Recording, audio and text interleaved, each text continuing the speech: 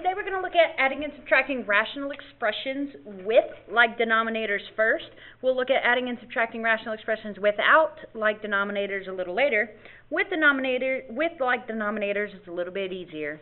Okay, it's exactly like, maybe not exactly, but it's a lot like adding fractions. If I have a over c plus b over c, notice the bottoms are both c, so they have like denominators. All we have to do is add the numerators together, a plus b. Okay, same thing if it's subtraction. A over c minus b over c is going to be a minus b, all divided by c. So for instance on a, I have a common denominator here. I got a 2n on both. Okay, so that means I'm just adding the numerators. 5m plus 1m over 2n, which is going to be 6m's over 2n's. Now, once you get to this point, you do need to check to see if anything is actually going to reduce, which it does. I've got a 2 and a 6, top and bottom. Okay, 2 and 6, 2 goes into 2 once, and 2 goes into 6 3 times. Okay, dividing both of those by 2, which gives me 3m over 1n, but we don't need the 1, so we'll just write the n. 3m over n. Okay, so the same thing's going to happen here with subtraction. Okay, my bottoms are exactly alike, 2y minus 7, 2y minus 7. So when I add them together, or in this case subtract them, I get 2y minus 7 over 2y minus 7. Now notice here that I'm not doubling up on the bottom or anything like that. Just like you have to imagine 1/2 plus 1/2. Okay, we know 1/2 plus 1/2 is going to equal a whole. Okay, 1 plus 1 over 2. Notice we don't double up the bottom. We get 2 over 2, which is actually equal to 1 whole. Okay, so if you ever find yourself getting confused on how the rules actually work, always go back to things that you're very comfortable with. You know that a half plus a half makes 1 whole. Okay, so play around with the numbers and see how that happens. If somehow you do 1/2 plus 1/2 gives you 2/4, which equals a half again, okay, hopefully logically that doesn't make sense. If I have a half and I add a half, I shouldn't still have a half.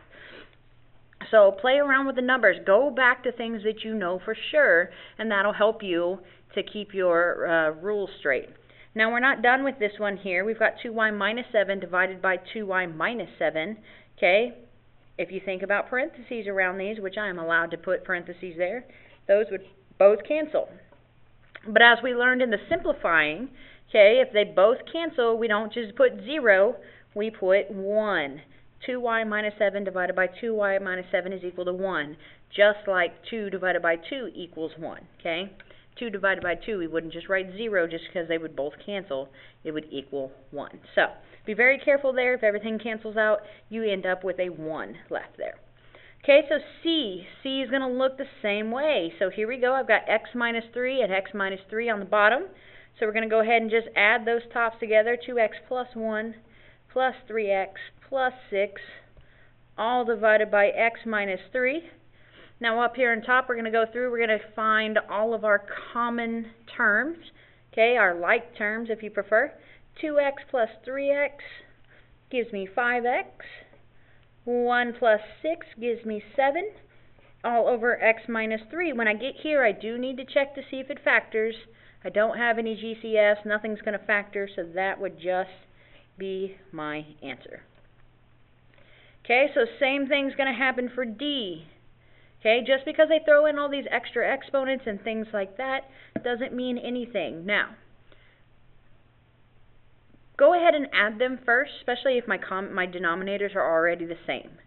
Okay, I don't want you to factor things and then start canceling stuff out, because if I canceled anything out of the bottom, then I no longer have a common denominator. We want to have a common denominator if we are trying to add or subtract. Okay, you want the bottoms to be the same, so I don't want to start crossing things out.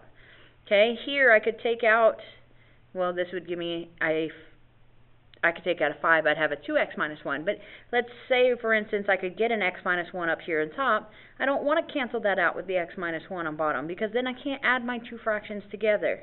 Okay, we want to be able to add them. We want common denominators. So let's go ahead, and we are going to say 3x squared plus 2x minus Now when I'm working with minuses, okay, here I just added them in because it was a plus sign, but with a minus sign you have to throw in that set of parentheses. Reason being is because I'm going to distribute that negative. Okay, I'm going to distribute that negative. This is all going to be over x minus 1. Bottom still isn't changing, doesn't matter if it's a minus or not in the middle.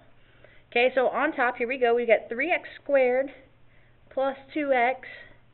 Okay, distribute that negative, I get minus 10x and positive 5 because a negative times a negative makes a positive. Now, you may be wondering, why does a 2x not distribute in?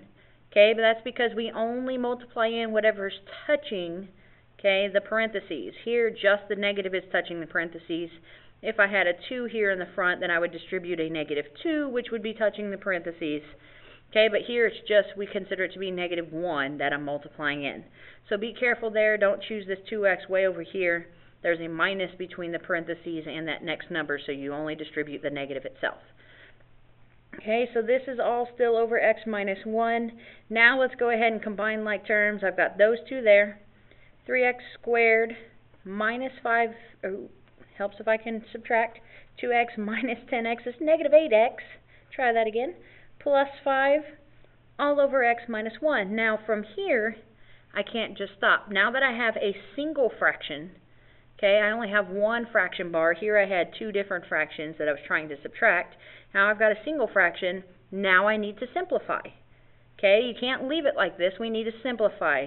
This right here needs to be factored. You might want to make a note for yourself. Go ahead and factor this thing. Okay, so that's going to be target product, target sum. Let's actually just do it right here. Target product is 3 times 5, which is 15. Target sum is going to be negative 8. So two numbers that multiply to 15 and add to negative 8 is negative 5 and a negative 3. Okay, so we're going to do split the middle. 3x, sorry, it's a little crooked. 3x squared minus 5x minus 3x plus 5. I guess I could have rearranged those differently. It doesn't matter how you rearrange them. Factor by grouping, I get x on the outside. 3x minus 5. Here I'm going to take out a negative 1. 3x minus 5. So I get 3x minus 5 and x minus 1. Close my parentheses. Okay, so 3x minus 5 and x minus 1. So when I take this whole thing right here, the top becomes 3x minus 5, x minus 1. The bottom is x minus 1. Well, what do you know? I've got an x minus 1 on top and bottom, so they cancel out. Final answer is just 3x minus 5. Okay, so just the 3x minus 5. So you have to be careful there. Once I actually get it together as a single fraction, I've done my adding or my subtracting, that's when you go ahead and start simplifying. Don't do it beforehand, okay, unless you have different denominators, and we'll talk about those in the next part. Alright, so now your turn. I would suggest you go ahead and hit the pause button. Give those a shot on your own. See if you can get the correct answer. Shouldn't take too long. Okay, I am going to go ahead here.